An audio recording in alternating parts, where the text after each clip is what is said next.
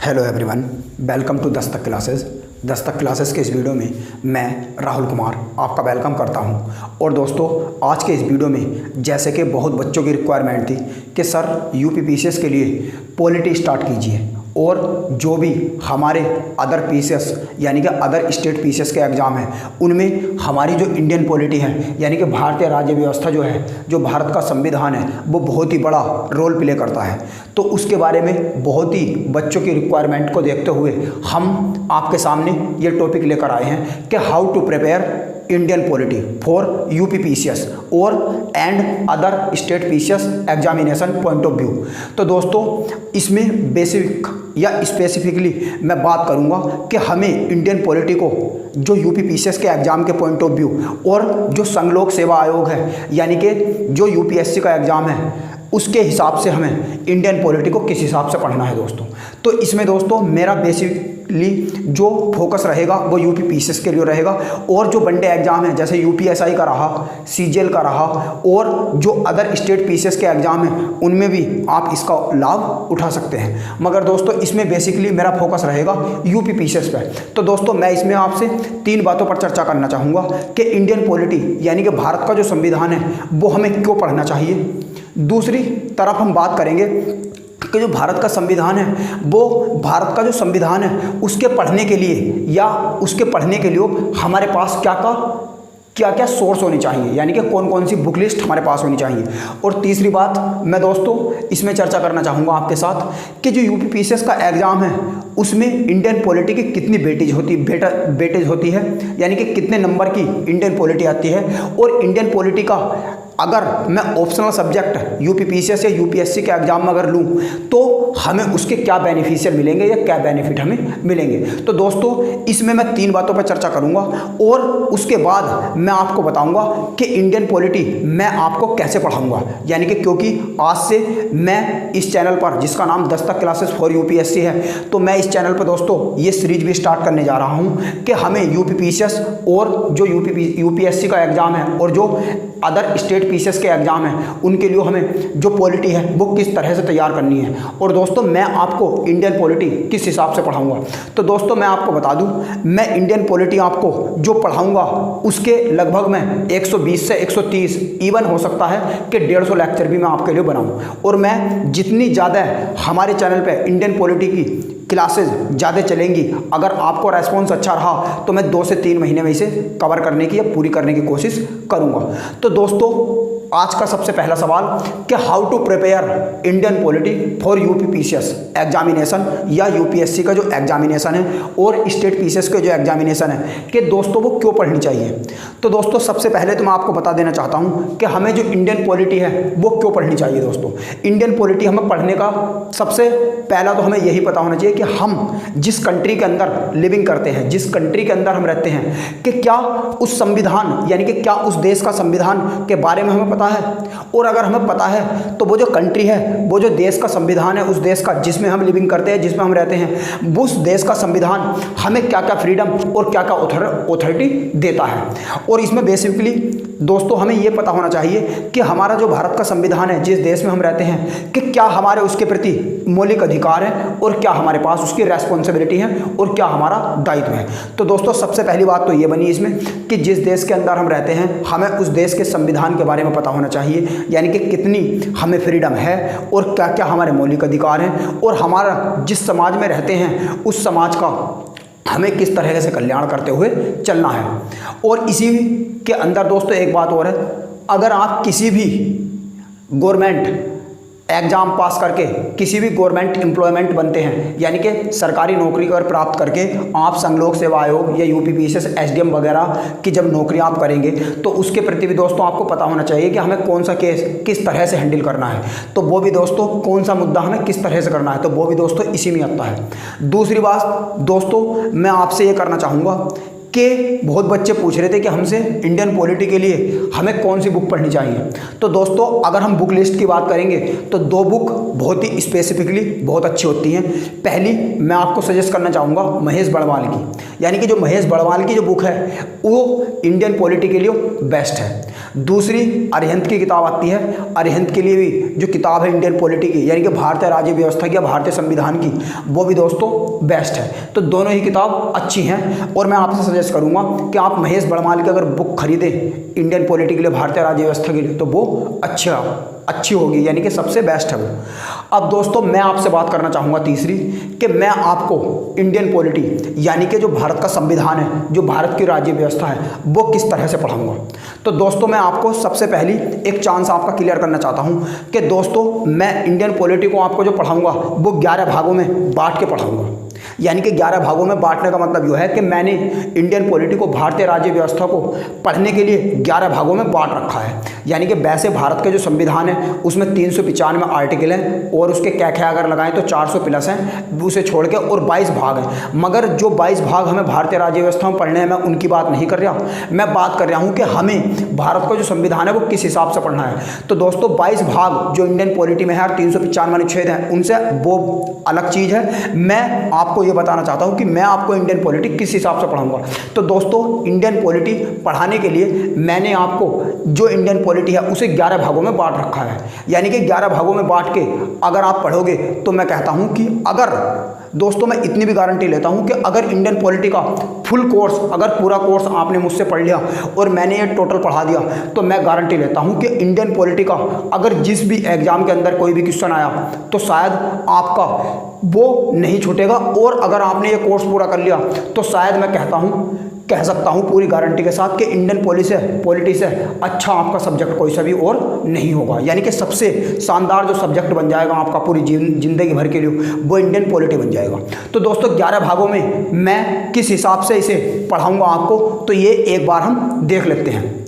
और मैं आपको दोस्तों ये भी बताऊंगा कि इंडियन पॉलिटी में जो 11 भाग मैं 11 भागों में बांटकर आपको पढ़ाऊंगा, इनमें कितने चैप्टर हैं। तो मैंने जैसे कि बताया दोस्तों कि मैं ये इंडियन पॉलिटी इस चैनल पर पूरी कंप्लीट करूंगा और लगभग 120 से 130 लेक्चर इसके मैं बनाने की कोशिश करूंगा। इवन हो सकता है कि ज़्यादा भी बने, पर 120 लेक्चर तो आप मान के चलो दोस्तों। और रोज़ मैं चाहूँगा कि एक लेक्चर इस चैनल पर मैं रोज़ लेकर आऊँ। और आपको अगर ये वीडियो अच्छी लगे तो लाइक करो और ज़्यादा से ज़्यादा ये संदेश अपने फ्रेंड्स में पहुँचाने की कोशिश करो ताकि वे भी इसका फ़ायदा उठा सके। और अपना फीडबैक दोस्तों ज़रूर दीजिएगा कि क्या आप यूपी पीसीएस के एग्ज़ाम की तैयारी के लिए तैयार हैं, या क्या आप जो संघ लोक सेवा आयोग है, क्या आप थोड़ी बड़ी नौकरी की तैयारी करना चाहते हैं, ग्रेजुएशन लेवल की नौकरी में आना चाहते हैं। तो अपना फीडबैक दे दिए दोस्तों हमें, और आप कमेंट बॉक्स में ये भी लिख के बताइए कि आपको ये लेक्चर कैसा लगा, कि क्या आपको इस तरह से इंडियन पॉलिटी पढ़ने में कुछ मज़ा आएगा। तो दोस्तों मैं कहता हूं कि आपको बहुत ही मज़ा आने वाला है अगर आपने इस तरह से इंडियन पॉलिटी पढ़ ली। तो दोस्तों 11 भागों में मैं किस तरीके से इसे पाठ के पढ़ाऊंगा, तो ये एक बार को देख लेते हैं दोस्तों। सबसे पहला जो हमारा भाग रहेगा, यानी कि सबसे पहला हमारा जो इसमें मैं भाग पढ़ाऊंगा वो पढ़ाऊंगा संवैधानिक ढांचा, यानी कि कॉन्स्टिट्यूशनल फ्रेमवर्क। तो दोस्तों कॉन्स्टिट्यूशनल फ्रेमवर्क जो इसका पार्ट नंबर 1 होगा, उसमें मैं टोटल 11 चैप्टर आपको पढ़ाऊंगा। 11 चैप्टर मतलब 11 चैप्टर। इसका मतलब यह है कि जो भाग 1 है उसी में हमें कितने चैप्टर पढ़ने हैं दोस्तों, 11 चैप्टर। तो जो भाग 1 है उसी में हमें 11 चैप्टर पढ़कर चलने हैं दोस्तों। और 11 चैप्टर में से मैं फॉर एग्जाम्पल देख के मैं आपको बताना चाहता हूँ कि कौन कौन सा। फर्स्ट चैप्टर जो इसमें रहेगा वो रहेगा ऐतिहासिक पृष्ठभूमि, यानी कि संविधान का विकास।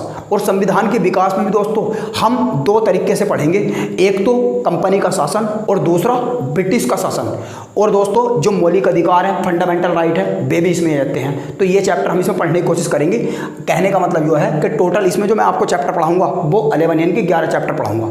अब दोस्तों हम आ जाते हैं भाग नंबर 2 पे, यानी कि पार्ट नंबर 2 में। तो दोस्तों पार्ट नंबर 2 में मैं आपको पढ़ाऊंगा सिस्टम ऑफ गवर्नमेंट, यानी कि सरकार की जो प्रणाली है वो दोस्तों किस तरीके से चलती है। यानी कि सरकार की जो प्रणाली है वो किस तरीके से चलती है। सरकार की प्रणाली चलने का मतलब यह है कि सरकार को चलाने के लिए कौन कौन से आयोग और कौन सी ज़रूरत पड़ती है, कौन कौन से आयोग उसके लिए बनाने पड़ते हैं। तीसरा, और इसमें दोस्तों हम टोटल 5 चैप्टर कवर करेंगे, ठीक है, 5 चैप्टर इसमें हमारे टोटल होंगे। और तीसरा जो हमारा पार्ट होगा वो होगा दोस्तों सेंट्रल गवर्नमेंट, यानी कि केंद्र सरकार। और केंद्र सरकार के अंदर टोटल जो पढ़ेंगे हम 13 चैप्टर पढ़ेंगे। केंद्र सरकार के अंदर मैं दोस्तों आपको बता दूं, फॉर एग्जांपल राष्ट्रपति जो भारत का प्रथम नागरिक माना जाता है, और जो प्रधानमंत्री हैं उनके बारे में हम पढ़ेंगे, और संसद के बारे में हम पढ़ेंगे। तो ये दोस्तों इस तरह से हम इसमें टोटल मिला के 13 चैप्टर पढ़ने की कोशिश करेंगे। और पार्ट नंबर 4 जो है दोस्तों, इसमें हम पढ़ेंगे राज्य सरकार के बारे में, यानी कि स्टेट गवर्नमेंट। जिस तरह से केंद्र सरकार में हम प्रधानमंत्री और राष्ट्रपति को पढ़ेंगे, उसी तरह से हम राज्य सरकार में राज्यपाल और मुख्यमंत्री को पढ़ेंगे। तो कहने का मतलब यह है कि स्टेट गवर्नमेंट में हम टोटल 8 चैप्टर दोस्तों पढ़ेंगे, यानी कि मैं 8 चैप्टर आपको पढ़ाऊंगा। और इसमें मुख्यमंत्री, राज्यपाल, सरकार की जो प्रणाली होती है वो किस तरीके से चलती है, जो राज्य सरकार होती है, स्टेट गवर्नमेंट होती है, ये हम इसमें पढ़ने की कोशिश करेंगे। फिर दोस्तों हम पार्ट नंबर 5 पाते हैं। जो पार्ट नंबर 5 है, इसमें दोस्तों हम लोकल गवर्नमेंट के बारे में पढ़ेंगे, यानी कि स्थानीय सरकार। और स्थानीय सरकार यो वाला जो चैप्टर है दोस्तों, यो संघ लोक सेवा आयोग के एग्जाम पॉइंट ऑफ व्यू से बहुत ही इंपॉर्टेंट माना जाता है, जो भाग 5 है इसका, यानी कि लोकल गवर्नमेंट। लोकल गवर्नमेंट में क्या पढ़ेंगे दोस्तों हम, पंचायती राज व्यवस्था, जो भारत में 1980 के दशक में आई थी। और पंचायती राज व्यवस्था के बारे में हम इसमें पढ़ेंगे। जो पंचायती राज व्यवस्था है उसकी प्रणाली सिस्टम कहाँ से लिया गया है और वो किस तरीके से लिया है और कैसे वो काम करता है, और क्या ये आइडिया वर्तमान में भी गतिशील है, और वर्तमान में अगर गतिशील है तो किस तरीके से पंचायती राज्यों को, राज्य व्यवस्था को लागू किया जाता है इन स्टेट गवर्नमेंट के अंदर। तो ये हम पढ़ेंगे।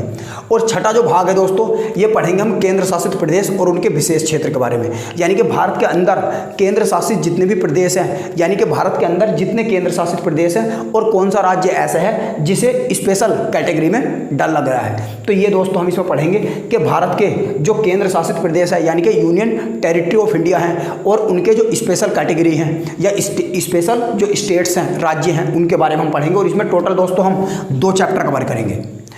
और दोस्तों पार्ट नंबर 7 है, जो संवैधानिक निकाय हैं, यानी कि कॉन्स्टिट्यूशनल बॉडीज। कॉन्स्टिट्यूशनल बॉडी यानी कि जो संवैधानिक निकाय का मतलब यह है कि ऐसी कौन कौन सी संस्था हैं जिन्हें संवैधानिक दर्जा प्राप्त है। जैसे कि यूपीपीसीएस, हम फॉर एग्जांपल बात कर रहे हैं, यानी कि राज्य संघ लोक सेवा आयोग, तो यूपीपीसीएस है, बीपीएससी है, एमपीपीएससी है और यूपीएससी है। ये क्या है दोस्तों, अपने आप में संवैधानिक निकाय हैं। और गैर संवैधानिक निकाय, और इसमें टोटल चैप्टर पढ़ेंगे दोस्तों हम 10। अब नेक्स्ट आते हैं हम गैर संवैधानिक निकाय पे, यानी कि नॉन कॉन्स्टिट्यूशनल बॉडीज। गैर संवैधानिक निकाय दोस्तों बेनिकाय होते हैं, जो सरकारी यानी कि जिन्हें संवैधानिक दर्जा प्राप्त नहीं होता। और इसमें हम टोटल चैप्टर पढ़ेंगे 8। फॉर एग्जांपल जैसे मैं बता दूं दोस्तों, सेबी है भारत के अंदर, यानी कि सेबी है और जितनी भी कंपनियां होती हैं बड़ी बड़ी, यानी कि हिंदुस्तान लिमिटेड है, HAL है, हिंदुस्तान एरोनॉटिक लिमिटेड जो हथियार बनाती है, तो ये क्या है, सब गैर संवैधानिक संस्थाएं हैं दोस्तों। और नेक्स्ट है अन्य संवैधानिक निकाय। अन्य संवैधानिक निकाय में दोस्तों कौन कौन से आते हैं, जैसे नीति आयोग होगा, ये भी एक गैर संवैधानिक निकाय है, और अन्य संवैधानिक निकाय है नीति आयोग। और इसमें टोटल चैप्टर पढ़ेंगे हम दोस्तों 7। अब नेक्स्ट आते हैं हम राजनीतिक गतिशीलता, यानी कि पॉलिटिकल डायनामिक्स। अगर दोस्तों आपको मेंस एग्जाम की तैयारी करना चाहते हो आप, तो mains examination point of view से पॉलिटिकल डायनामिक्स जो है, जिसमें हम 9 चैप्टर टोटल पढ़ेंगे, ये बहुत ही इंपॉर्टेंट है। यानी कि पॉलिटिकल डायनामिक्स का मतलब क्या होता है, राजनीतिक गतिशीलता, या राजनीति में उतार चढ़ाव या राजनीति में उथल पुथल जो होती रहती है, उसके बारे में हम पढ़ेंगे। फॉर एग्जाम्पल मैं आपको देख कर बताता हूँ, जैसे राजनीतिक गतिशीलता, दल परिवर्तन करना, यानी कि एक पार्टी का जो नेता है वो दूसरी पार्टी में भी चला जाता है, ये हम पढ़ेंगे इसमें। और राजनीतिक गतिशीलता में ये पढ़ेंगे हम कि जो चुनाव आयोग है, चुनाव आयोग की क्या प्रणाली है, चुनाव आयोग का जो इलेक्शन है वो किस तरीके से होता है, तो ये सब हम इसमें पढ़ेंगे दोस्तों। नेक्स्ट है संविधान की कार्यप्रणाली, यानी कि वर्किंग ऑफ द कॉन्स्टिट्यूशन, यानी कि संविधान की कार्यप्रणाली। इसमें टोटल दोस्तों हम 1 चैप्टर पढ़ेंगे, और वो चैप्टर होगा कि संविधान को चलाने के लिए कौन कौन से नए आयोग बनाने चाहिए और कौन कौन से नए आयोग नहीं बनाने चाहिए। यानी कि संविधान की कार्यप्रणाली का मतलब ये है कि संविधान को चलाने के लिए किन किन आयोग की ज़रूरत होती है, तो इसमें दोस्तों हम ये वाला चैप्टर पढ़ेंगे। तो दोस्तों इस तरह से हम टोटल 11 चैप्टर पढ़ेंगे। और आज के इस वीडियो में टोटल दोस्तों मैं जो बात करूंगा वो आपसे बात करूंगा संवैधानिक ढांचे की, यानी कि कॉन्स्टिट्यूशनल फ्रेमवर्क की, जिसमें हम 11 चैप्टर पढ़ेंगे। तो दोस्तों आज जो हम पार्ट नंबर 1 संवैधानिक ढांचा जो कॉन्स्टिट्यूशनल फ्रेमवर्क है, जिसमें 11 चैप्टर हम पढ़ेंगे, तो आज हम इस चैप्टर के बारे में दोस्तों देख लेते हैं कि हम ये देख लेते हैं इसमें कि जो 11 चैप्टर हैं दोस्तों वे कौन कौन से हैं और वे 11 चैप्टर हमें किस तरह से पढ़ने हैं। तो दोस्तों ये आज हम पढ़ने की इसमें कोशिश करेंगे। तो आइए दोस्तों देखते लेते हैं हम आज हम भाग 1 के बारे में पढ़ेंगे। जैसे कि मैंने आपको बताया अभी कि हम स्पेसिफिकली इसमें भाग 1 के बारे में पढ़ेंगे। और भाग 1 जो हमारा कॉन्स्टिट्यूशनल फ्रेमवर्क है यानी कि संवैधानिक ढांचा है, उसमें कितने चैप्टर आते हैं और संवैधानिक ढांचा जो है वो किस तरह से बनकर तैयार हुआ। और संवैधानिक ढांचा में जैसे मैंने आपको बताया कि हम 11 चैप्टर पढ़ने की कोशिश करेंगे और वे 11 चैप्टर संवैधानिक ढांचा के अंदर यानी कि कॉन्स्टिट्यूशनल फ्रेमवर्क के अंदर जो होंगे वे कौन कौन से दोस्तों होंगे। तो दोस्तों आइए एक बार हम नज़र डाल लेते हैं। तो दोस्तों संवैधानिक ढांचा जो भाग 1 मैं आपको आज से स्टार्ट करा रहा हूं और उसमें हम 11 चैप्टर जो पढ़ेंगे कॉन्स्टिट्यूशनल फ्रेमवर्क में वे कौन कौन से होते हैं या कौन कौन से वे होंगे, तो एक नज़र डाल लेंगे दोस्तों। और मैं दोस्तों इसमें यही नहीं पढ़ाऊंगा संवैधानिक ढांचा या कोई सा भी, जब हम संविधान का चैप्टर पढ़ेंगे और कोई सा भी भाग उसमें पढ़ेंगे तो दोस्तों हम जो भारत का संविधान पहले था और जो भारत का संविधान अब है, इसका मतलब यह है कि दोस्तों बीच बीच में जो संशोधन हुए हैं, भारत के संविधान में क्या क्या बदलाव हुए हैं और करंट में संविधान को लेके क्या इशू चल रहे हैं और क्या हमें भारत के संविधान में और भी ज़्यादा सुधार करने की भी आवश्यकता है, तो इन सब बातों पर हम चर्चा करेंगे। और हर एक चैप्टर के अंदर हर एक जो मैं आर्टिकल हैं, मैं 1 से लेकर आपको 395 टोटल आर्टिकल पढ़ाऊँगा दोस्तों। एक आर्टिकल मैं आपको पढ़ाऊँगा और बिल्कुल हर एक आर्टिकल में मैं आपको एग्जाम्पल देकर समझाऊँगा कि यो आर्टिकल में ऐसा क्यों लिखा गया है। तो दोस्तों आइए देख लेते हैं हम आज के लिए जो भाग 1 में संवैधानिक ढांचा जो कॉन्स्टिट्यूशनल फ्रेमवर्क है उसमें हम 11 चैप्टर को कौन कौन से पढ़ने वाले हैं। तो दोस्तों सबसे पहला जो चैप्टर होगा इसमें हमारा वो होगा ऐतिहासिक पृष्ठभूमि यानी कि हिस्टोरिकल बैकग्राउंड ऑफ इंडिया, यानी कि हिस्टोरिकल बैकग्राउंड ऑफ इंडिया यानी कि भारत के जो संविधान का बैकग्राउंड है, ऐतिहासिक है, इतिहास है, उसमें क्या है। इसमें दोस्तों हम बेसिकली 2 चैप्टर पढ़ेंगे, यानी कि दोस्तों इसे भी मैं 2 भागों में बांट कर आपको पढ़ाऊंगा। मैं बहुत ही सिंपली तरीके से, मैं दोस्तों बिल्कुल गारंटी के साथ कह रहा हूँ, अगर आपने वो सीरीज पूरी देख ली तो शायद इंडियन पॉलिटी से अच्छा आपका कोई सा भी सब्जेक्ट ना होगा। मैं इस बार को बार बार कह रहा हूँ, चाहे आप अपने रियल लाइफ में इसे इज्यूम करके देख लेना आने वाले टाइम में। जब अगर आपने ये लेक्चर रोज पूरा देखा तो हम रोज सुबह 6 बजे इस लेक्चर को लाने की कोशिश करेंगे, या और भी कोई सा टाइम होगा तो मैं आपको सूचित कर दूंगा। तो historical background of Indian constitution में दोस्तों मैं 2 चीज़ आपको पढ़ाऊंगा, एक तो कंपनी का शासन और दूसरे में जो हम चैप्टर में इसमें पढ़ेंगे, यानी कि इसी में मैं 2 चैप्टर पढ़ाऊंगा, ऐतिहासिक पृष्ठभूमि में, हिस्टोरिकल बैकग्राउंड में, बैकग्राउंड ऑफ इंडियन कॉन्स्टिट्यूशन यानी कि भारत के संवैधानिक इतिहास जो है उसमें हम 2 चीज़ पढ़ेंगे, एक तो कंपनी का शासन जब कंपनी आई और दूसरा ताज का शासन यानी कि कंपनी के शासन से 1857 में जो भारत के पहले गवर्नर जनरल ऑफ इंडिया थे यानी कि जो लॉर्ड कैनिंग थे, उन्होंने किस तरह से ताज पर यानी कि ब्रिटेन का जो सरकार थी उसका शासन यहाँ पर लग गया था। और दूसरा दोस्तों हम इसमें चैप्टर पढ़ेंगे संविधान का निर्माण यानी कि मेकिंग ऑफ द कॉन्स्टिट्यूशन, यानी कि भारत के संविधान को निर्माण को बनाने के लिए कौन कौन सी मांगे आई गई। इसमें दोस्तों मैं बता देता हूं आपको फिर भी कौन कौन सी चीज़ हम पढ़ेंगे। एग्जाम्पल 1-2 मैं दूंगा इस टाइम, तो थोड़ा आप समझने में प्रॉब्लम नहीं होगी। जैसे कि संविधान की सभा की मांग कब हुई थी और संविधान सभा कैसे बनकर तैयार हुई थी, और संविधान के अंदर जो संविधान हमारा बना और जब संविधान सभा की मांग हुई थी कौन कौन सी समितियाँ उसमें लाई गई थी। और दोस्तों नेक्स्ट हम पढ़ेंगे संविधान की प्रस्तावना यानी कि preamble of the Indian constitution. इसमें दोस्तों हम पढ़ेंगे बेसिकली जो प्रस्तावना के मुख्य शब्द हैं और भारत के अंदर प्रस्तावना का क्या महत्व है और भारत की जो प्रस्तावना है वो कहाँ से ली गई है। इसमें हम ये चीज़ पढ़ने की कोशिश करेंगे। नेक्स्ट दोस्तों हम पढ़ेंगे संघ एवं इसके क्षेत्र यानी कि यूनियन एंड इट्स टेरिटरी, यानी कि इसमें दोस्तों हम पढ़ेंगे भारत के जो संघ शासित प्रदेश हैं उनके बारे में हम पढ़ेंगे। नेक्स्ट दोस्तों हमारा जो चैप्टर नंबर 6 होगा वो होगा सिटीजनशिप यानी कि नागरिकता। और नागरिकता में भी दोस्तों हम क्या क्या पढ़ेंगे, एकल नागरिकता और भारत के अंदर जो नागरिकता अधिनियम है उसमें क्या बदलाव करे गए और भारत की जो नागरिकता है जो एकल नागरिकता है वो कहाँ से ली गई। नेक्स्ट दोस्तों हम चैप्टर नंबर 7 में पढ़ेंगे मूल अधिकार, fundamental right. Most important chapter है दोस्तों ये, यानी कि चाहे कोई सा भी वनडे एग्जाम हो या कोई सा भी हमारा जो बड़ा एग्जाम हो, जैसे पीसीएस का एग्जाम रहे, संघ लोक सेवा आयोग का एग्जाम रहे, तो दोस्तों कोई सा भी एग्जाम हो, फंडामेंटल राइट यानी कि जो मूल अधिकार है ये तो दोस्तों हमें पता होनी चाहिए। Exam point without exam point of view, यानी कि अगर हम कोई सा एग्जाम भी नहीं दे रहे तो भी दोस्तों हमें पता होना चाहिए कि Bharat as a citizen of India यानी कि अगर कोई भी व्यक्ति भारत का नागरिक है तो उसके क्या क्या मूल अधिकार है। तो दोस्तों ये तो पता होनी चाहिए। और मोस्ट इंपॉर्टेंट चैप्टर माना जाता है यह है संघ लोक सेवा आयोग और राज्य लोक सेवा आयोग की परीक्षाओं के लिए, मेंस के लिए भी और preliminary exam point of view के लिए भी। नेक्स्ट दोस्तों हम जो चैप्टर नंबर 8 पढ़ेंगे वो हम पढ़ेंगे दोस्तों नीति निर्देशक तत्व, यानी कि डीपीएसपी। डीपीएसपी की फुल फॉर्म होती है दोस्तों directive principle of the state policy of India, या राज्य यानी कि डायरेक्टिव प्रिंसिपल स्टेट पॉलिसी, यानी कि राज्यों के जो नीति निर्देशक तत्व हैं, राज्यों के नीति निर्देशक तत्वों को दोस्तों कभी कभी मूल अधिकार में जोड़ने की बात भी कही जाती है। और राज्य के जो मूल अधिकार हैं और राज्य नीति निर्देशक तत्व हैं इनमें बहुत ही कम थोड़ा डिफरेंस है। ये भी हम जानने की कोशिश करेंगे कि राज्यों के नीति निर्देशक तत्व और हमारे जो मूल अधिकार हैं उनमें क्या अंतर है। राज्य के नीति निर्देशक तत्व जो हैं दोस्तों ये संवैधानिक भले से हैं, मगर ये राज्य की मर्जी होती है कि वो इन्हें अपने राज्य में लागू करे या ना करे। ये भी हम जानेंगे, सब डिटेल में जानेंगे हम। नेक्स्ट दोस्तों हम चैप्टर नंबर 8 में बात करेंगे संविधान का संशोधन, यानी कि अमेंडमेंट ऑफ द कॉन्स्टिट्यूशन। इसमें दोस्तों हमारे भारत के अंदर संविधान में जो क्या क्या संशोधन हुए वे हम नहीं पढ़ेंगे, हम ये प्रक्रिया पढ़ेंगे कि भारत के अंदर संविधान संशोधन की जो प्रक्रिया ली गई वो कहाँ से ली गई है और क्यों ली गई है, और क्या भारत के संविधान जब बना था उसमें संविधान की प्रक्रिया का, जो संविधान में संशोधन की प्रक्रिया का एग्जाम्पल लिया गया था जो डॉक्टर बी आर अम्बेडकर ने दिया था वो क्यों दिया था दोस्तों, यानी कि संविधान में संशोधन करने की जरूरत क्यों होती है। तो ये भी हम दोस्तों इसमें पढ़ने की कोशिश करेंगे। और नेक्स्ट दोस्तों इस भाग के अंदर हमारा जो फाइनली चैप्टर रहेगा वो रहेगा basic structure of the Indian constitution, यानी कि संविधान की मूल संरचना।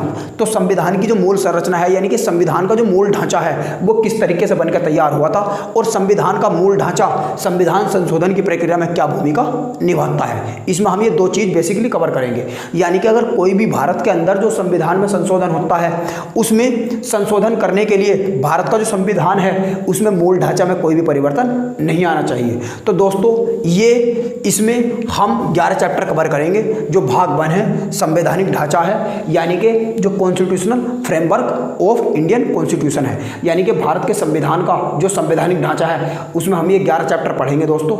और कल को दोस्तों मैं चैप्टर नंबर 1 इसमें कवर करूंगा ऐतिहासिक पृष्ठभूमि, यानी कि हिस्टोरिकल बैकग्राउंड ऑफ इंडिया। जो भारत के संविधान का बैकग्राउंड है यानी कि पृष्ठभूमि है, इतिहास है भारत के संविधान का, उसमें जो कंपनी का और अंग्रेजों के जो शासन है उनके जो नियम हैं उनका क्या महत्व है। तो दोस्तों इसे हम कवर करेंगे ऐतिहासिक पृष्ठभूमि को। और ऐतिहासिक पृष्ठभूमि को मैं दोस्तों बता दूं जो हिस्टोरिकल बैकग्राउंड है, जो इंडियन कॉन्स्टिट्यूशन का हिस्टोरिकल बैकग्राउंड है दोस्तों, ये तुम 2 जगह पढ़ोगे ये चैप्टर। एक तो मॉडर्न हिस्ट्री ऑफ इंडिया यानी कि जो आधुनिक भारत का इतिहास होता है उसमें भी दोस्तों हम इसे पढ़ेंगे, और भारत का जो संविधान का इतिहास है उसमें भी दोस्तों हम पढ़ेंगे। अगर आपने मॉडर्न हिस्ट्री ऑफ इंडिया पढ़ा है, आधुनिक भारत का इतिहास पढ़ा है, तो दोस्तों ऐतिहासिक पृष्ठभूमि संविधान की आपको आसानी से समझ में आ जाएगी, कोई भी प्रॉब्लम उसमें नहीं होगी दोस्तों। तो दोस्तों इस बार चैप्टर को मैं इतना डिटेल में कवर नहीं करूँगा।